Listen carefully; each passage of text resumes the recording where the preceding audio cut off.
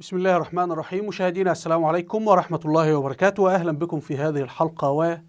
وميليشيا شيعية تابعة لرجل الدين الشيعي مقتدى الصدر تستولي على المسجد الكبير في مدينة سامراء العراقية، وهو مسجد يخص المسلمين السنة، ومدينة سامراء كلها مسلمين سنة.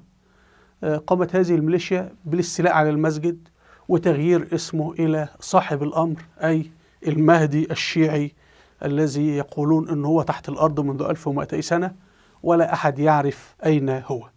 كما استولت أيضا على مدرسة بناها السلطان عبد الحميد في عهد الدولة العثمانية، ممتلكات مسلمين سنة، بل إنها تمنع المسلمين السنة من الصلاة في هذا المسجد منذ 16 عاما.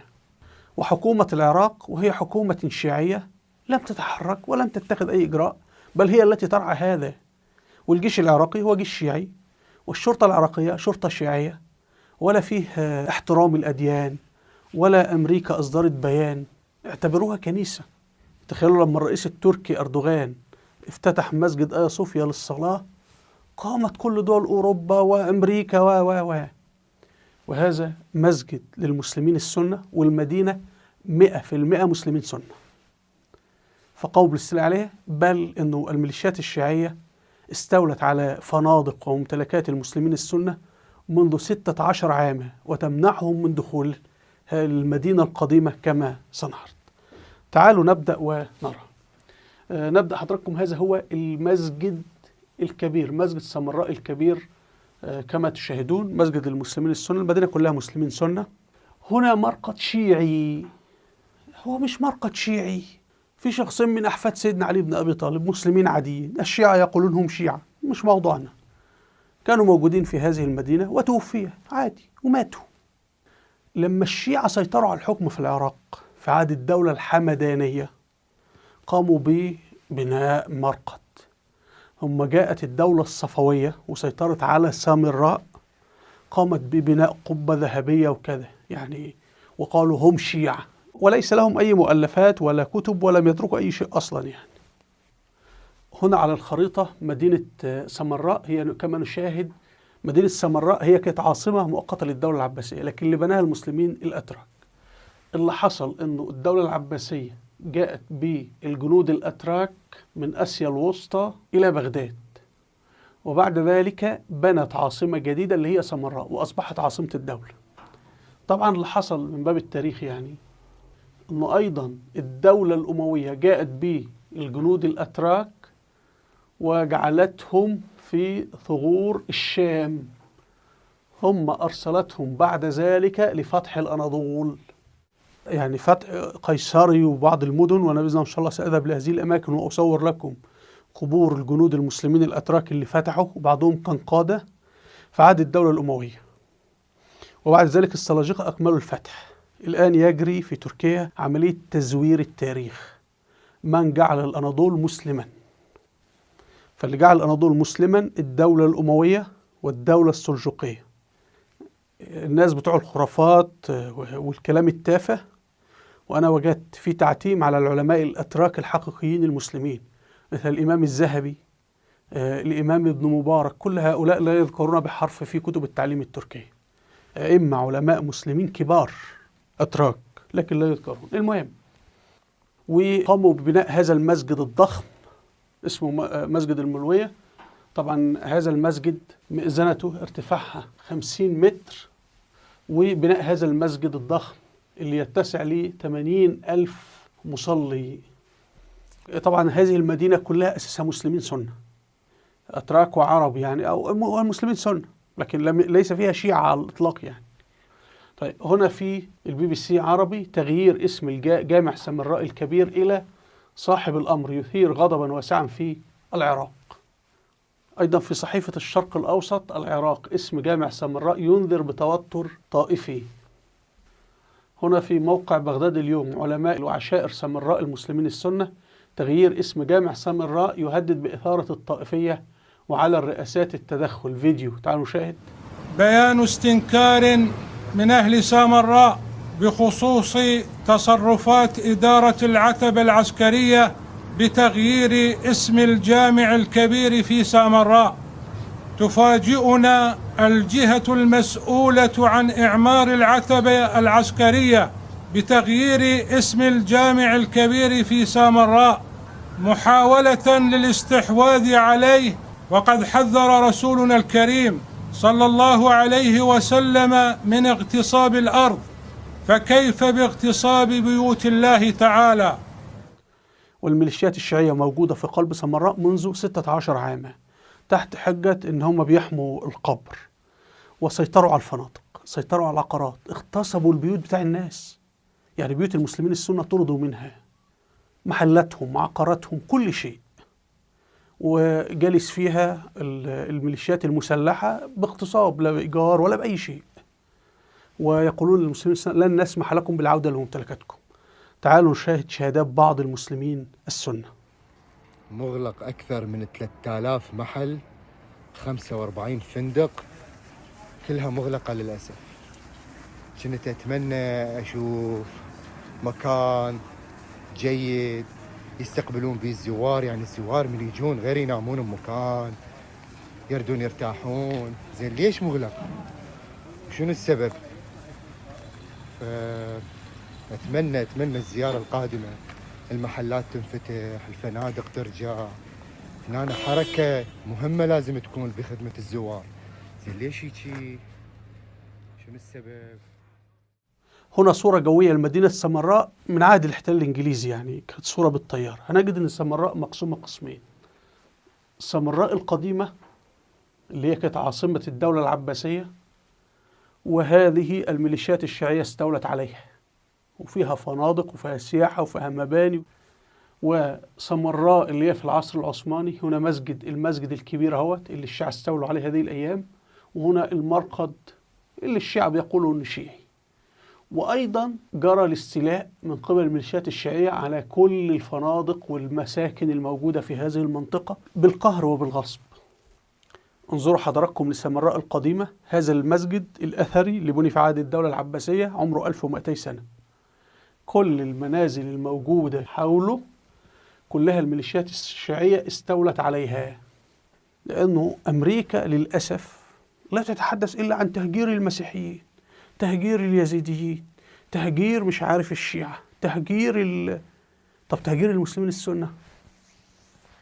يعني المسلمين السنة الميليشيات الشيعية قتلت منهم 2 مليون مسلم عراقي، هجرت 4 ملايين مسلم عراقي. المسلمين السنة كانوا 60% من سكان العراق في عهد صدام، جرى قتلهم وذبحهم بشكل ممنهج على يد ميليشيات إيرانية شيعية حتى أصبحوا أقلية. أنا أقول للمسلمين السنة أن تتحدوا، لا يوجد شيء اسمه عرب ولا أكراد. أنا أقول للمسلمين السنة العرب يجب أن تتحدوا مع إخوانكم المسلمين السنة الأكراد انضموا إليهم. وأقول ضاعت العراق وضاعت غيرها من البلاد الإسلامية بسبب لعن يزيد ولعن سيدنا معاوية. آن الأوان أن نكتب تاريخنا الحقيقي، ولا نقبل أن أحد يلعن سيدنا يزيد ولا أحد يلعن سيدنا معاوية مرة أخرى.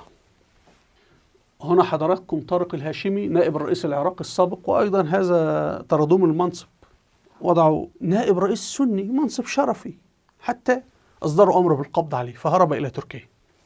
يقول العتبة العسكرية اللي هي الميليشيا المسؤولة عن المكان للوقف الشيعي تستولي على جامع سامراء الكبير، والمدرسة الدينية اللي هي بناها السلطان عبد الحميد التابعة للوقف السني، وتغيير الاسم إلى جامع ولي الأمر في خطوة استفزازية غرضها إحياء الفتنة الطائفية وضرب التعايش والاستقرار. إن جميع من يهمهم إشاعة الحق والعدل في وطن العراق يجب عليهم أن يدينوا ويستنكروا هذا. أيضا كتب يقول تذكرت شعار الخميني الطريق إلى القدس يمر من بغداد في حرب 8 سنوات. عارفين طبعا كانت إيران تقول سنحرر القدس، ولكنها كانت تقتل الشعب العراقي المسلم. إيران طبعا تكفر كل المسلمين يعني. والآن طبعا اتضح أن إيران تعادي فقط المسلمين وتقتل فقط المسلمين. يضيف هل تحول الآن الشعار إلى الطريق إلى القدس يمر من خلال السطوة على جامع سامراء الكبير؟ كنا نظن أن الانتباه موجه حقا على القدس لتحريرها، لكن يبدو أن عيون إيران كانت على سامراء للسلب والنهب، سلب جامعها ومدرستها، كما لما قتلوا سيدنا عثمان بن عفان سرقوا بيت المال، يعني أجدادهم ماذا فعلوا؟ أيضا هنا في حساب الأغا، هذه آخر طلعات مقتدى الصدر في باب الفتن والكراهية والاغتصاب، قيام سرايا السلام الشيعية التابعة للمقتدى باحتلال جامع سامراء الكبير بعد سيطرتهم على موقع المرقدين سابقا. هنا في قناة المحمرة، هي قناة إيرانية معارضة، المخطط الطائفي لتغيير هوية مدينة سامراء من مسلمين سنة إلى شيعة هو جزء من مخطط إيراني ينفذه الوقف الشيعي في العراق لتغيير هوية المدن السنية العراقية. طبعا خلال السنوات العشرين الماضية لما جاء الجيش الأمريكي واحتل العراق جرى هدم مئات المساجد المسلمين السنة، جرى الاستيلاء على آلاف من مساجد المسلمين السنة وتحويلها إلى مساجد شيعية بالقوة. وتجد يعني مثلا مدينة البصرة يكاد المسلمين السنة اختفوا منها، ومدن أخرى أرحل من هنا. وطبعا هذه الميليشيات كانت تقف المرأة، اسمك عائشة تقتلها، اسمك عمر يقتلونه، اسمه أبو بكر يقتلونه، هكذا. لكن لا الخارجية الأمريكية أصدرت تقرير ولا أي حاجة، ولا أوروبا ولا الأمم المتحدة ولا شيء. انظروا حضراتكم، أدي سامراء تحت الحكم ميليشيات إيران الشيعية، هذه شوارع سامراء. هذا المشهد ما كان يمكن أن يحدث في عهد صدام حسين. والشيعة أنفسهم يقولون العراق كانت أفضل بكثير في عهد صدام حسين، وأمريكا أسقطته لأنه مسلم سني رغم أنه كان علماني، لكن أسقطوه بسبب هذا كما قال بول بريمر يعني. وحتى المذيع المسيحي اللي هو بتاع من سيربح المليون لما زار العراق قالوا له ما الفرق بين العراق في عهد صدام والعراق الآن الذي يحكمه الشيعة؟ قال كان في عهد صدام كانت الشوارع نظيفة، الآن الشوارع كلها زبالة وقاذورات. وبعد ذلك خرج واعتذر وهو مسيحي يعني تخيلوا، جورج قرداحي. طيب هنا ادي الشوارع سامراء يا جماعة، انظروا الشوارع سامراء، انظروا حضراتكم. هنا حضراتكم في قلب سامراء يبيعون الماء ويقول العنوا سيدنا يزيد والعنوا سيدنا معاوية. العن يزيد ومعاوية، العن معاوية، اهلا وسهلا ابويا، العن يزيد ومعاوية، اهلا وسهلا اهلا وسهلا. ختاما، رضي الله عن سيدنا معاوية بن أبي سفيان ورضي الله عن سيدنا يزيد ابنه أمير المؤمنين. كان معاوية خامس الخلفاء الراشدين، وكان ابنه يزيد سادس الخلفاء الراشدين. والرسول صلى الله عليه وسلم قال خير القرون قرني، وهذا في صحيح البخاري. أنا أقول إن لم نرد الاعتبار لسيدنا معاوية ونرد الاعتبار لسيدنا يزيد فهما حائط الصد ضد كل محاولات الاختراق الإيراني، هما حائط الصد ضد كل النشاط الإيراني في المنطقة. فرد الاعتبار لسيدنا يزيد المظلوم أمير المؤمنين المظلوم، هذا الفاتح الإسلام العظيم. أما سيدنا الحسين رضي الله عنه فسكان المدينة لم يكونوا يريدونه خليفة، وسكان مكة كان بين ظهرانيهم ولا يريدونه خليفة، وسكان البصرة لا يريدونه خليفة، وسكان الشام لا يريدونه خليفة، وسكان مصر لا يريدونه خليفة. بقي سكان الكوفة، وكانت قبيلة مراد في الكوفة هي التي تريد فقط 4000 شخص، لكن غالبية الكوفة لم يكونوا يريدون سيدنا الحسين خليفة. ففكرة مظلومية الحسين وكل هذا الكلام، وفي الآخر نحن ضد قتل الحسين، ولم يأمر سيدنا يزيد بقتله، ولم يعاقب من قتلوه، لأن سيدنا علي لم يعاقب أيضا من قتل عثمان بن عفان، بل أصبحوا جنودا في جيشه. يعني من قتلوا عثمان أصبحوا جنود في جيش سيدنا علي، وهذه حقيقة تاريخية لا ينكرها أحد. وكانوا في جيشه 5 سنوات، وبعد ذلك تمردوا عليه وعملوا الخوارج، الموضوع آخر. لكن مرة أخرى كل الفرق خرجت من جيش سيدنا علي، الخوارج، الشيعة، الفاطميين، الحشاشين، الحمدانيين، بشار وعائلته اللي بيحكموا إيران وبيحكموا اليمن، كلهم كانوا في جيش سيدنا علي. أما في جيش سيدنا معاوية فلم تخرج أي بدعة ولا أي فرقة منحرفة. وهذا يكفي شرفا لسيدنا معاوية أنه هذا جيشه كان جيشا مخلصا، كان جيش كله يحب الإسلام، لا يوجد أحد يتأمر فيه على الإسلام. أما جيش سيدنا علي فجيش فيه حق وباطل، أما جيش معاوية رضي الله عنه فكان جيش كله حق. يعني ندعو الله سبحانه وتعالى إن احنا نعيد كتابة تاريخنا الإسلامي الذي كتب في العصر العباسي، ثم أضيفت المصائب لما قامت الدول الشيعية السبائية القرامطة والحشاشين وبني بويه والفاطميين 200 سنة. فتاريخنا الإسلامي زور، آن الأوان أن نكتبه من جديد. أرجو مشاهدينا أن تكون الصورة قد وضحت. وفي الختام هنا فيديو أنا عملته عن فضائل سيدنا يزيد بن معاوية رضي الله عنه، فتوحاته وإنجازاته، فتح المغرب، فتح الجزائر، حصار القسطنطينية، فتح أفغانستان، فتح أوزبكستان، وعظمة هذا الرجل المظلوم. أرجو الاستماع إلى هذا الفيديو. هنا في فيديوهات على اليوتيوب أرجو مشاهدتها.